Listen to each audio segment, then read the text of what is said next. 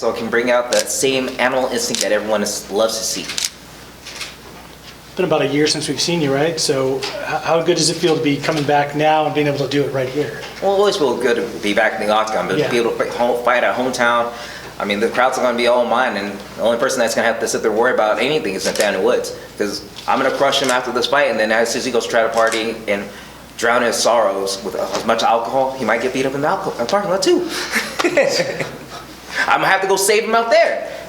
This seems like a pretty big one for you. They're all big at this level, obviously, but you're not used to being in this position, having to work off back-to-back losses. So what did that do for you, kind of from the mental side of the game, as you're going through this camp? Mentally, it made me realize that I need to go ahead and perform the way that I used to. Mm-hmm. Go back to the same type of training style, having the same people that had my back in the beginning, and just go out there and do what I love to do, and just win. Everyone can sit there and say they love to fight, but I can guarantee you I love winning more than I do fighting. Of course, sure. But do you take anything from the two losses? Obviously, you're fighting two tough guys, but that's all you've fought since you've been here. Well, those losses that I had, they were just like kind of up in the air. Fought Jimmy, a horrible performance. Like, I'm disappointed in that one. And then when I went out to fight Peter Yan, same thing. In my head, looking through the fighter's eyes, I thought I won the fight, and then rewatched it through actual eyes, saw that I lost. So I had to go and make some changes and go out there and beat him up. I know I can hurt everybody in the division, as I proved against Peter Yan, who actually beautifully destroyed Uriah Faber. And I sat there and dropped him, and he was afraid of my power. So he had to go ahead and look for a takedown. It's pretty rare for a pro fighter to look back at something and say, okay, yeah, I lost. Usually in those situations, all you guys are saying, yeah, this is ridiculous, I won that fight. Oh, man, like, I can admit the fact that if I win, I win. If I lose, I lose. Like, there's some fights out there that I know that was hand-given to somebody else. Not saying many names like Marlon Moraes, John Lineker, Demetrius Johnson the first time. But, other than that, it's just I want to go out there and perform. I know I should be a champion, and I can go out there and do it. Doesn't matter who's going to stand in front of me. I'm just going to get hit. When they called you with Woods' name, what were your thoughts about him and his opponent, kind of what he brings to the table? I was like, Woods? Yeah. Yes! Somebody that has an awkward name. I didn't really know too much about him, and then when I started studying him and I actually got to see his progression in the sport, he's done a lot. But we're going to see how fast he can go ahead and recoup with his lungs, with my speed, and also can he handle my power. What do you think of his highly touted prospect status versus your kind of veteran status? Well, it's all in his name. He likes to proclaim that he's going to be a prospect, and I guarantee you he's going to be a prospect for a very long time. I don't ever see him being a champion against me. It seems like, we know you always having fun, but going back and getting back to the old John Dodson, are you having more fun right now, man? Oh, of course. My game plan is to go out there and to tickle him. Let's see how well that works. I know he's young, so that means he is very ticklish. This young generation of fighters, they don't know how to actually really fight. They just know how to go ahead and be mixed martial artists. So that means he doesn't know what the fighter's edge is. So that's going to be on my competitive side. You thrown out, you could be the champion. Does it start now and just talk about getting back to that and how much that is on your mind? Man, it started 1 year ago once I realized that I need to get back and get off my own high horse. I need to stop thinking that I'm the best fighter in the world. I need to go out there and show that I am the best fighter in the world. How do you change up what you've been doing in cage the last couple of fights where some critics said you became kind of predictable? Well, if I'm predictable, then I got to go back to being as creative as I once was. I got to start enjoying those moments that allowed me to go ahead and be as creative and talented as what people saw me before. So I got to do wild, crazy stuff, and hopefully it comes out the way I want it to. There's been some changes with your camp. Can you let us know who and why, who will be coring you, why? Well, I brought people that are always continuing learning in the sport and love to evolve with me. I brought back one of my favorite sparring partners. He's actually going to be in my corner. He's going to be my med coach, Nick Urso. He's been sitting there pushing my game far beyond anything else, and I missed having him in my corner. So this is one of the great times to have him there. Same thing with Jafar, and I brought in a new person, Harry St. Ledger, so that I can get my jiu-jitsu game up. I might get a submission, you guys.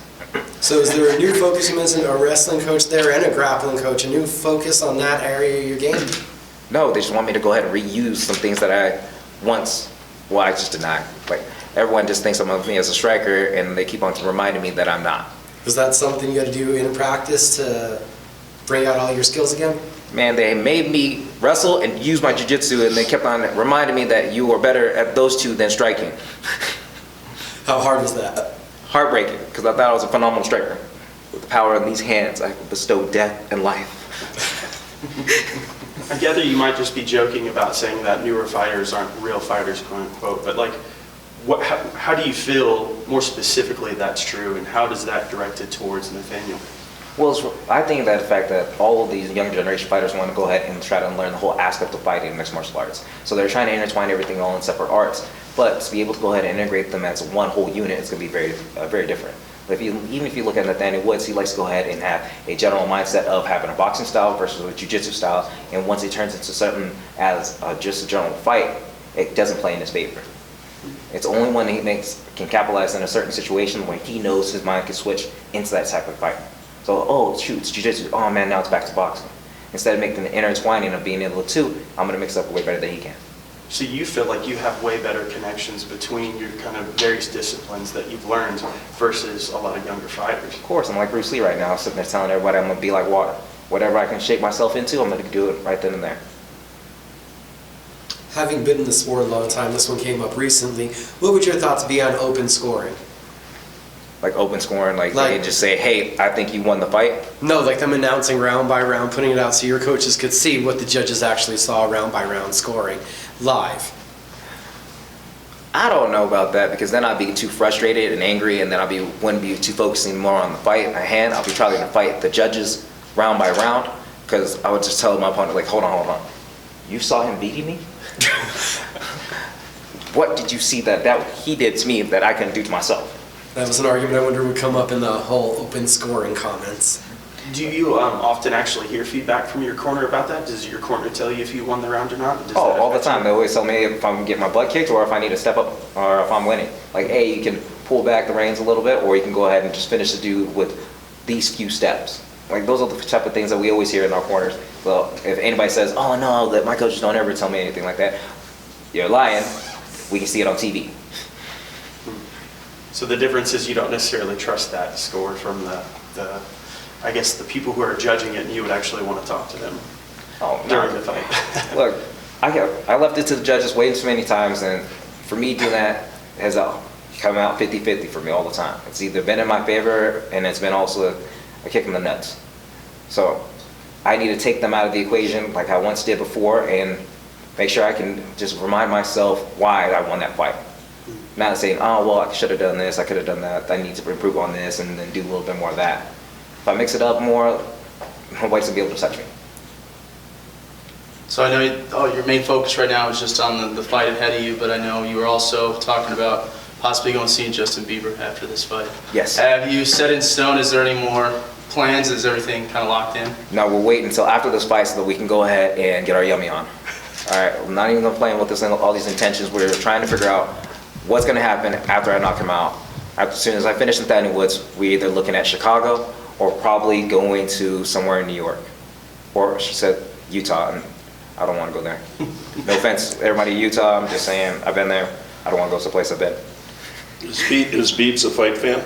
I have no idea if Justin Bieber's a fight fan, but I know that he was at Floyd Mayweather's corner for a very long time. Are you going to walk out to one of his songs? No, she gonna come out to Children of the Night by Kids Next Door. They're from here in New Mexico, so how can you ever go wrong with the locals? Thanks, Jeff. Awesome, thanks. No problem.